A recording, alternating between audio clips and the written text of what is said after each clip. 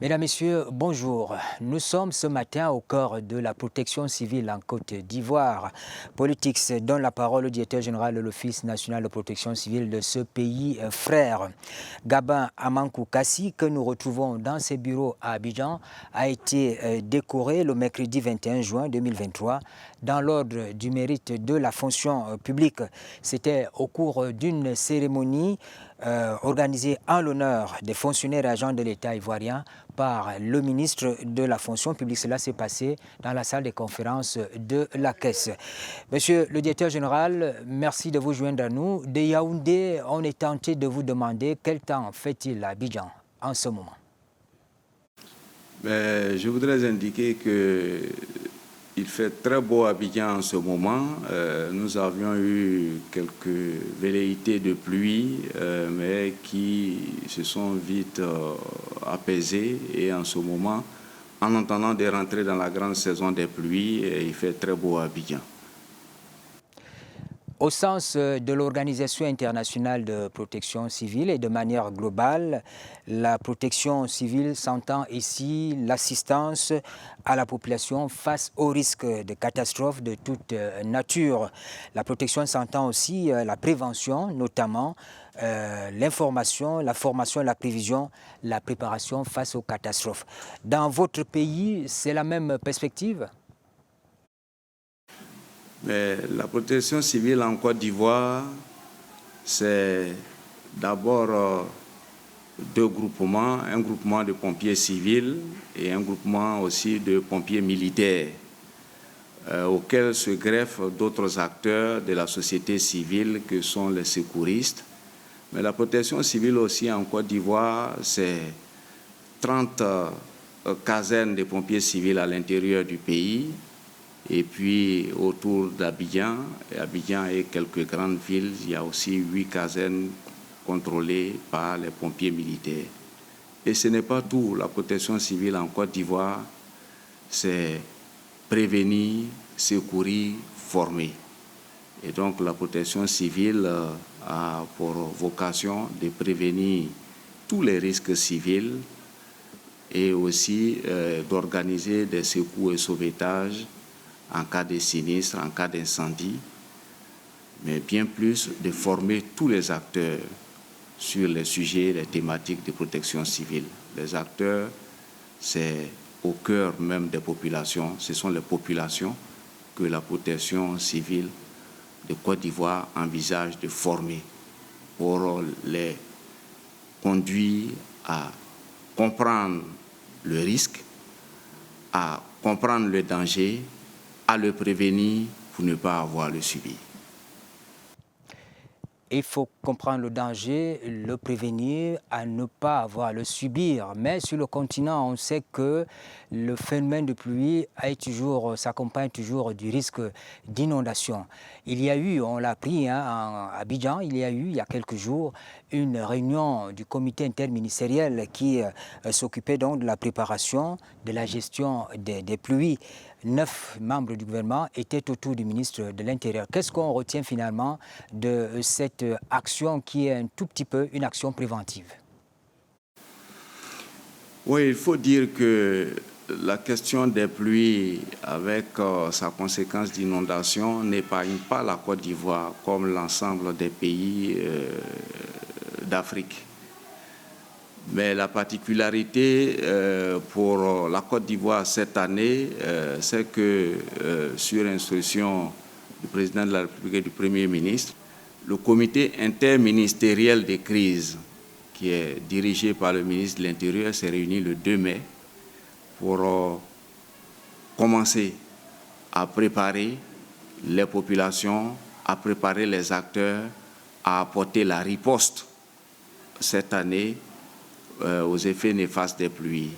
Ce qu'il faut retenir, c'est que le comité interministériel des crises en Côte d'Ivoire, qui gère l'ensemble des grandes crises, y compris les crises nées des inondations, travaille avec des acteurs qui sont des acteurs comme l'ONPC et d'autres structures qui sont des structures opérationnelles qui sont sous leur tutelle. Et ce sont les ministres qui prennent les décisions et qui mettent les acteurs opérationnels en action pour opérationnaliser l'ensemble des décisions arrêtées. Alors, au cours de cette réunion du 2 mai, les ministres ont fait un état des lieux aujourd'hui, l'existant, à savoir les zones à risque, et aussi ils se sont interrogés sur les possibilités de recasement et de logement en cas de sinistre, en cas de grandes difficultés, en cas de grandes pluies qui amèneraient les populations dans une situation inconfortable. Alors, le comité interministériel de gestion des crises a mandaté les acteurs opérationnels que nous sommes de travailler à donner les éléments de réponse à leurs préoccupations, mais aussi à travailler sur le terrain pour que cette année, la réponse, la riposte soit la plus adéquate possible et que nous ne déplorons pas de morts comme ailleurs. La mission est noble, il faut prévenir les catastrophes, mais est-ce que l'Office national de protection civile Côte d'Ivoire a les moyens de sa politique? Vous êtes suffisamment équipé pour faire ce travail? Mais, comme toute structure étatique, l'ONPC est sous la tutelle du ministre de l'Intérieur et donc c'est le ministre de l'Intérieur qui conduit la politique du gouvernement. En tout cas, des moyens sont mis à notre disposition, des moyens de travail. Nous avions les hommes, nous avions les engins, nous avions la technicité parce que les hommes ont été formés. Mais il faut indiquer que par rapport à l'ampleur des catastrophes, on n'a toujours pas beaucoup de moyens selon l'ampleur. Et donc, nous ne pouvons pas dire que nous sommes détenteurs de moyens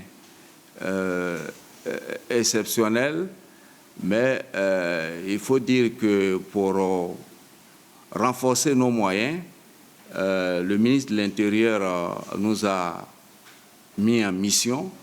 Nous étions récemment à Dubaï pour prospecter, pour obtenir des moyens pour voir dans quelle mesure nous pourrons être accompagnés, voir nos capacités renforcées à partir des moments dont nous étions en mission à Dubaï pour le compte du ministre de l'Intérieur pour voir l'acquisition des véhicules, des effets d'habillement, du matériel de travail. Donc cette prospection a été très fructueuse et un compte-rendu a été fait au ministre pour décision à prendre. Monsieur le directeur général, vous avez participé à la dernière assemblée générale de l'OIPC, l'Organisation internationale de protection civile, qui s'était tenue à Abu Dhabi. On a posé à cette occasion-là la question de la formation. Et tout récemment, Madame le secrétaire générale de l'OIPC, Madame Maria Touyab, qui était en Azerbaïdjan pour une visite de travail, elle a eu à rencontrer le chef de l'État de ce pays. Cette question de formation est revenue. Il faut pouvoir former les personnels de protection civile. Comment vous voyez la difficulté, comment vous contournez la difficulté dans votre pays, la Côte d'Ivoire? Oui, il faut le dire que il n'y a de richesse que d'hommes, a dit quelqu'un.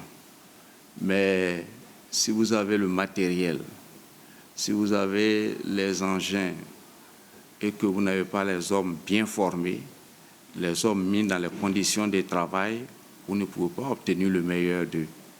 Et nous l'avons si bien compris que le ministre de l'Intérieur nous a demandé que de ce côté-là, nous puissions assurer un management proactif en prenant en compte l'ensemble de leurs aspirations. Et nous avions organisé pour ce faire la journée du mérite, pour que les questions d'excellence, les questions du travail bien fait soient dans l'esprit des pompiers. Et cette journée d'excellence a donné de très bons résultats, au point où aujourd'hui c'est une institution faite par le ministre de l'Intérieur de Côte d'Ivoire, de sorte que chaque année, nous allons encourager nous allons promouvoir tous ceux qui, d'une façon ou d'une autre, se sont illustrés sur les questions de protection civile, qu'ils soient de l'ONPC, qu'ils soient des autres groupements ou qu'ils soient même de la communauté. Ces personnes-là recevront l'hommage et la distinction du ministre de l'Intérieur. C'est une façon d'amener l'ensemble de nos concitoyens à épouser les questions de protection civile qui seules peuvent nous permettre de prendre en compte toutes nos aspirations de vivre en tranquillité. La Côte d'Ivoire voudrait être la plaque tournante, une plateforme sur laquelle on peut s'appuyer pour la promotion de la protection civile sur le continent. Et à ce sujet, il est annoncé depuis quelque temps la création d'une grande école. De manière concrète, pour prévenir les catastrophes, comment vous travaillez avec vos collaborateurs, avec les autres organes qui existent? Mais il faut dire que nous, en Côte d'Ivoire, nous avions un instrument pour gérer les crises et les catastrophes. Nous avons le Centre interministériel de gestion des crises qui siège dans ce bâtiment où je me trouve. Il s'agit d'un centre équipé et qui permet à tous les acteurs qui interviennent dans la protection civile de pouvoir se retrouver, analyser les situations, prendre des décisions, mais d'abord se préparer. Et la préparation joue un rôle important en matière de protection civile.